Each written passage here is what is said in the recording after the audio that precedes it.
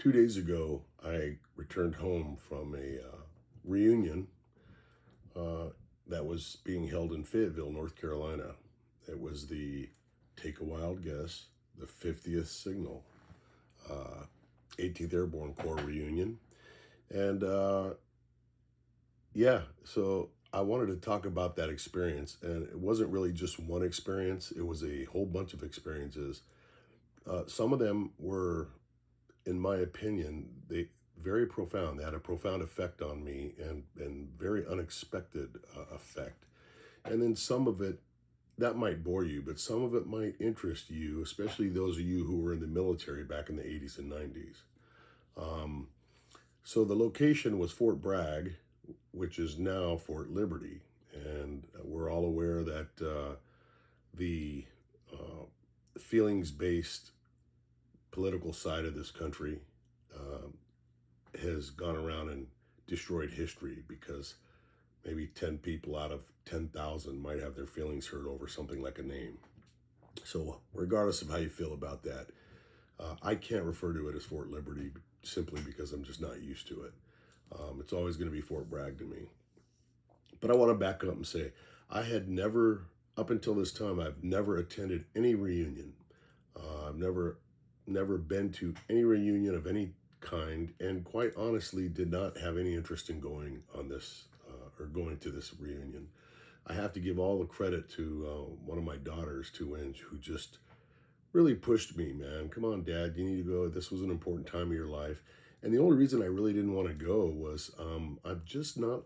As much as I'm a talker, I'm not that big of a socializer when it comes down to hanging out with people. I mean, I don't like a lot of people. Most people are just not trustworthy, and they say one thing while they're thinking another, and that's why I spend most of my time with my two dogs. I can trust them 100%. I know that sounds cynical, and maybe it's just old age, but I've had a lot of experience with humanity. I love humanity on the one hand, but I always carry a weapon because I don't trust humanity on the other. That being said, she talked me into it, and lo and behold, I flew out there. Started off really bad because when I was going through security to leave to attend the reunion, um, you have to take off your shoes and everything. Well, I went to tie my shoe and my back went out. Those Some of you may know I have a very bad back, neck, legs, body, and my back just completely spazzed out, which by the time I got into Fayetteville into the hotel, the next day I couldn't get out of bed. I mean, I seriously could not sit up. So I was pretty much trapped in bed for 12 hours. My daughter ordered some through some app where they brought me food and actually brought me some medication to put on the muscle or the back area. Long story short, I was able to crawl out of bed, and I pushed through this whole thing. You know, I was in Alpha Company, 50th Signal Battalion, 18th Airborne Corps, directly after jump school. So I went through jump school in 1980, and it was right at the end of 80. So I think it was just probably January of 1981 that I showed up at Alpha Company in Fort Bragg. And, you go through your 3 years in the military. In my case, people go through 2, 3, 4 years. And that's not a very long time when you consider the amount of time you're actually with a group of people. Because we have to remember that in 82, I was transferred to a unit in West Germany. I was transferred to an air defense artillery unit. So these guys in Alpha Company were with me for a very short time as compared to my 62 years on this planet. I went on to do a lot of things and become a Los Angeles police officer, and I've opened and owned businesses and done all kinds of things, married and divorced and married again, children, stepchildren, adopted children, got all these things in life that come and go. So you would not expect a group of guys that you were with for a year and a half to impact your life as much as it turns out they did. And honest to God, the reason I waited a couple days to make this video is because my head's been spinning over trying to process why it was so emotional for me. and it was very emotional. You know, me and one of my buddies there, hi Pat, uh, we um, we were talking about it, and he it's funny Pat story. He's probably sick of hearing this because I actually talked my voice out when I was at this reunion. You can still hear it's a little different, but and that's saying a lot for me because I talk more than anybody I know. But the way I met Pat was he had I was already in the unit. He transferred in, and for you military guys, you know that the new guy always has to kind of prove something, and it's always awkward to be that new guy because nobody knows you, nobody. It's just a weird feeling. So his first day there, we were doing some stupid assignment, literally folding camouflage nets, and we were chipping back and forth. He was from Florida, I was from California. He put two things from California, kind of thing, and he just right in my face. And I'm 62 years old. I've had one bloody nose in my entire life, and he gave it to me. Also, at we ended up running PT the next morning, and my teeth were shaking back and forth. So I go to the dentist, and the dentist said they're either going to fall out or tighten up. Nothing I can do for you. But the thing is Pat and I became best friends by the time the sun set that day, and we've been good friends ever since. I mean, that's just kind of how it used to be. Um, Talking to the new guys at Fort Bragg, you'll hear about that later. Things aren't like that anymore. I mean, that would have been some kind of discipline and who knows what. But that was not uncommon for guys to meet that way back then. You get in a nice, good fist fight, and then you become, good buddies. So he and I were talking because he went on to have a career as a firefighter, and he did all kinds of cool things. Yet we were in this weird emotional, like, whoa, it was so good to see these guys, and it felt. This was the key thing. It felt very, very right. Um, I've been around the world. I've lectured here. I've lectured overseas on, when I was working for the government. I've done a lot of different things and been around a lot of different groups of people. Yet there was a level of familiarity and comfort the moment I ran into my first buddy as I was going down to get a cup of coffee. Um, the last time my eyes laid on these guys, we were 18, 19, 20 years old. I just turned 19. And now here we are, old men, and you would have thought that not an hour had gone by since we last saw each other. I mean, me and this my other buddy Kevin, we talked from 9 in the morning till probably 3:30 the next morning. Never stopped. I mean, and it was the feeling that came with it, not just telling the old war stories or you remember that time we did this and when we did that. As the groups came, and there was various events that brought people together, and it wasn't just from my era. We had guys there from the 70s through the 90s. So you had guys that came after me that actually went and saw combat in the Gulf, and uh, it was a very mixed group and a very large group of people. And the activities were dinners and get-togethers, and then after each event, we'd end up by the hotel pool, and alcohol would be flowing, and it got loud and not one bit of negativity, and usually shut down around 3 in the morning. Um, and it was just nonstop awesomeness, you know. Uh, and so Pat and I, back to Pat, we were talking about that, like, wow, man, at the end of the thing, we were trying to debrief and figure out why it just was so right. And, we came to the conclusion that when you're young, it's very young, you go into a structured environment like the military, and the people around you are like seeds, and they're just sprouting in terms of their lives. And so once you sprout together and you go through your different experiences, and man, we went through some experiences that people of today wouldn't even understand, probably illegal, but it was so much fun it couldn't be legal. But we're jumping out of airplanes together. We're preparing to fight the Russians together, or the Soviets back then. You know, and then we're going downtown and drinking, until almost sunup, and then coming back and running PT while we're sobering up on the run, and then working a full day, and then going back out again. And then the women, and then the this and the that, and so it builds, it sets the mold for who you become.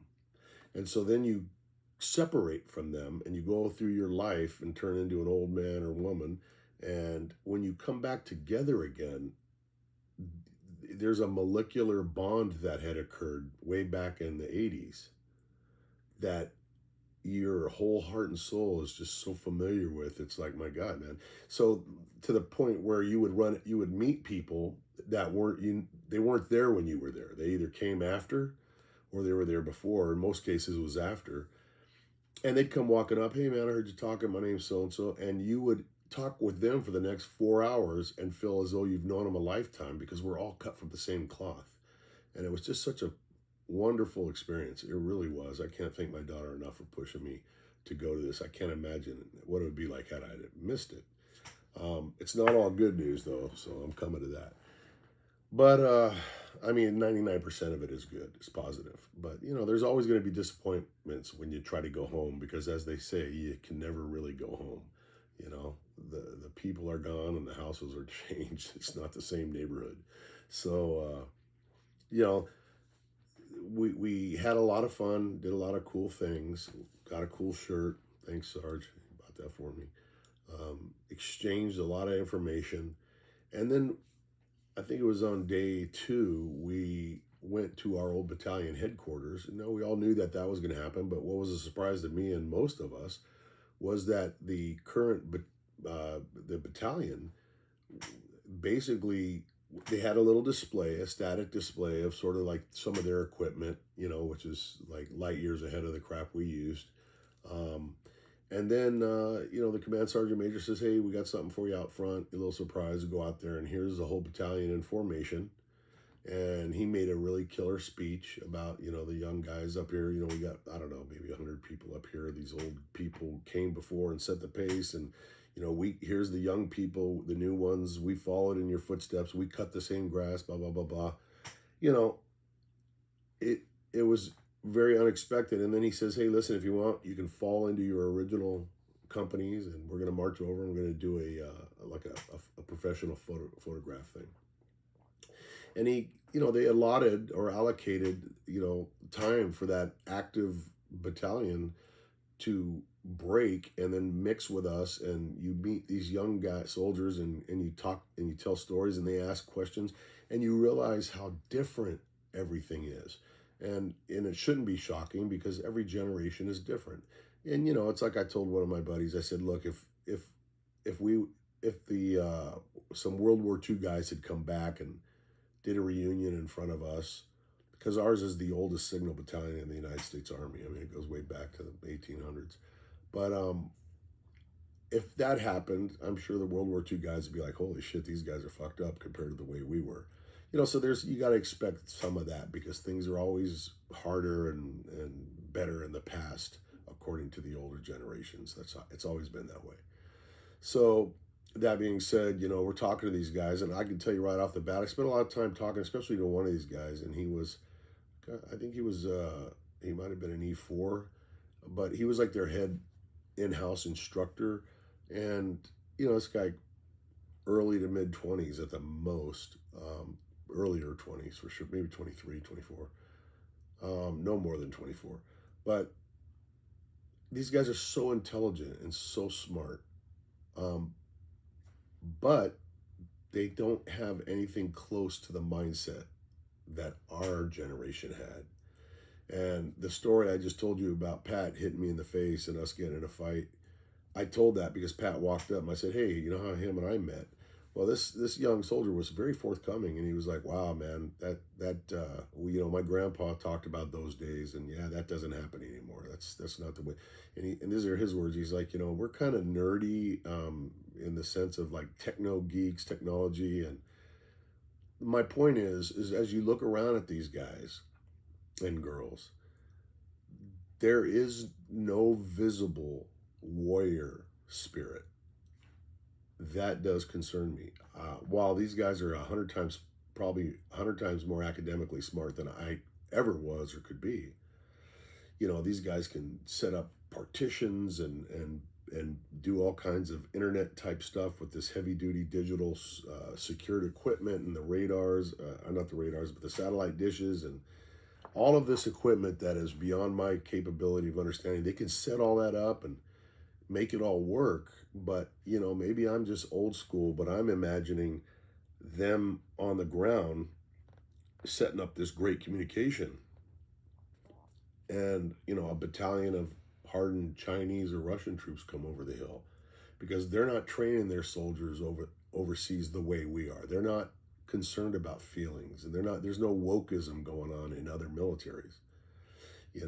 We all remember Jessica Lynch, who was a truck driver that got taken in Iraq because she took a wrong turn, and a couple of her guys got killed. And if you don't have that, it doesn't matter what your MOS or job is. If you don't have that warrior spirit, and if you haven't been taught the mindset of survival, we were a communications battalion, but we spent an awful lot of time learning and practicing uh, just defensive tactics and even offensive tactics when it came to being in a combat zone. We were airborne, so we were fully prepared and planned on and to be behind enemy lines. That was the whole purpose. That's our delivery system puts you where you need to be. So you better, once you leave the aircraft, you're kind of on your own, and you better know how to deal with anything. So I don't know what's going on, but I will say this. And for you airborne people, that's paratroopers. For you civilians, brace yourselves for this one if you're not aware of it, because this one almost caused heart failure for a lot of us.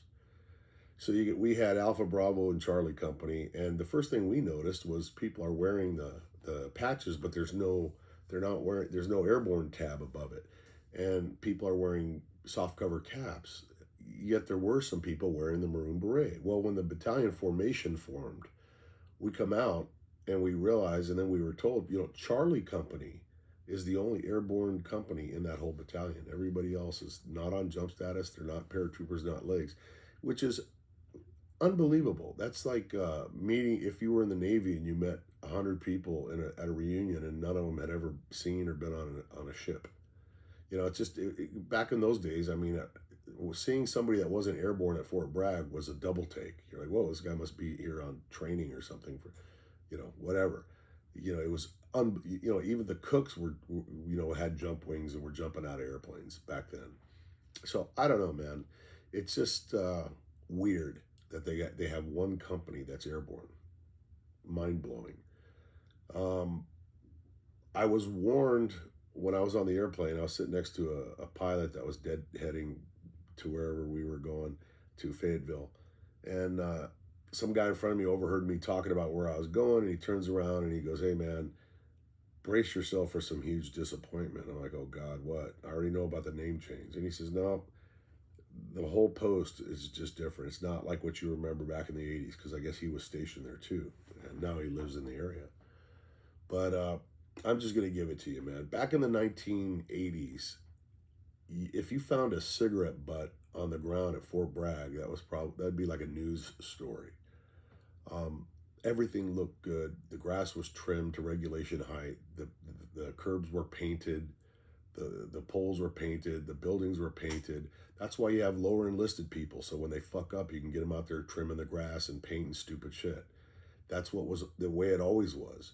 And I noticed when I went overseas to Germany that things were different, man. People's hair was longer. The base looked kind of shitty, and they ran PT once every couple of weeks. I hated it, because Fort Bragg was like the real deal. That was like the real world post where Delta Force operated, Special Forces operated, 82nd Airborne, 18th Airborne. I mean, that was real deal shit. And when you were at Fort Bragg, you knew you were somewhere special. There was no fucking around, man. That was America's rapid deployment force, ready to be anywhere, within hours, anywhere on the earth. Excuse me. So, lo and behold, that guy wasn't wrong, man. And I even thought, you know what, man, maybe the 82nd Airborne Division is different. Maybe they've got to be stracked. They've got a lot of people rolled through there, man, and everybody had the same exact story. There was nobody to be seen. Nobody was running PT. The place looked like shit. The grass was freaking up to your freaking belt. That may not seem like much to most people, but you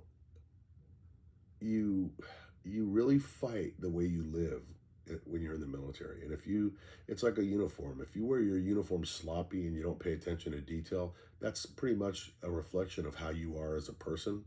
And a military unit that doesn't pay attention to detail, a military post that lets itself look like a ghetto, that's going to be reflective in the way that those soldiers fight. And that's just my opinion. And I honestly have some concerns about that. Not to mention that it's heartbreaking. It really is. Bad enough to change the name, but you know, that Fort Bragg, I'm afraid to say it, or Fort Liberty, it felt to me like walking into a National Guard or a reserve uh, unit. Going back to their armories. They always look like shit. They got the old fucked up vehicles. Nothing's painted. Pretty sad. Pretty sad. So I don't know. Am I making too much of it, or what do you guys think about that? Now I'll end it with this: that back to Pat again. He was a very insightful person. He always was. And he and I were talking about this later, and I was expressing my concerns. And he said, "Hey, Mike, I saw it on the fire department, man." He said, "It's the generation." He goes, and this is very true because police and fire, we were always, at least in California, we were always right next to each other.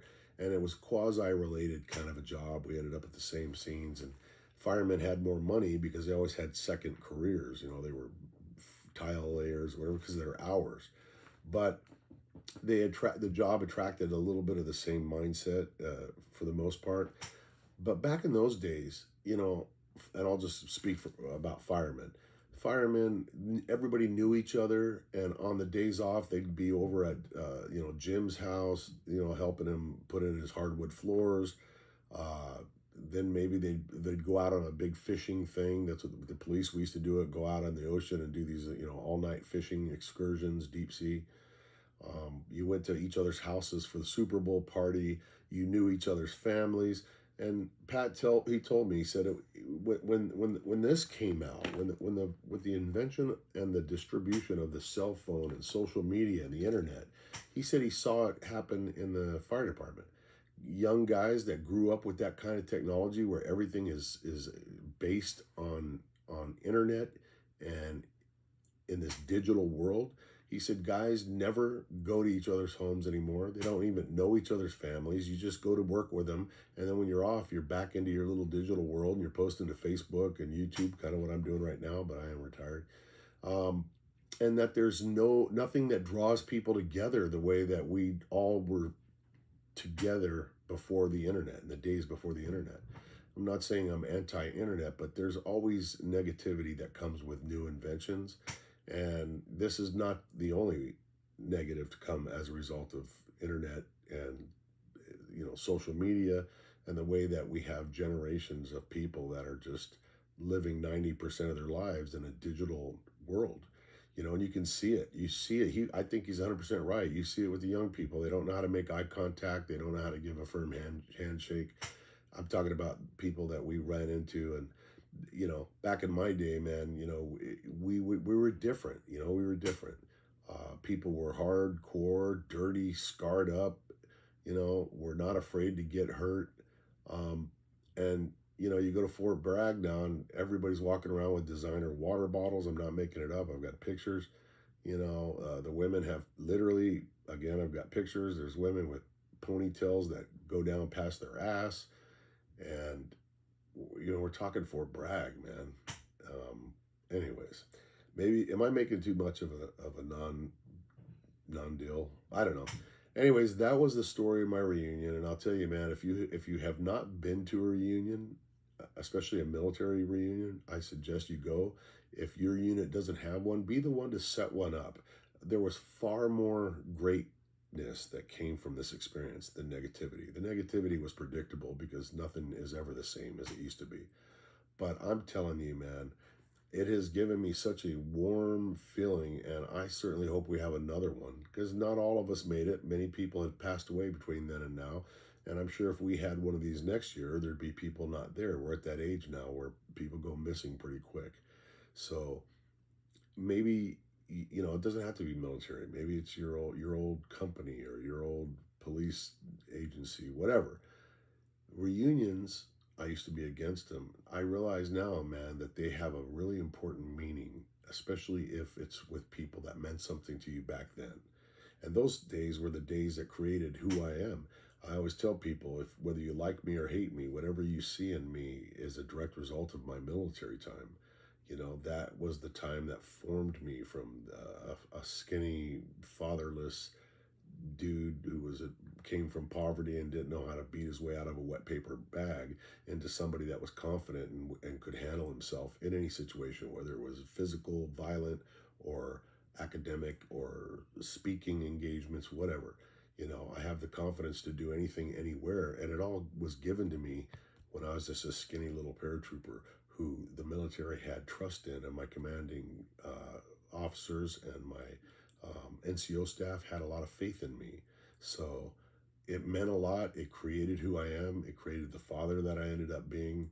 Um, Maybe that's just me. I am a bit of an extremist, but I encourage those of you who come from any type of background, like that's even semi like what I'm describing, set up a reunion and go to it. I mean, I don't think you'll be sorry. Anyways, hope you guys enjoyed that. Let me know if you did. In the meantime, stay safe.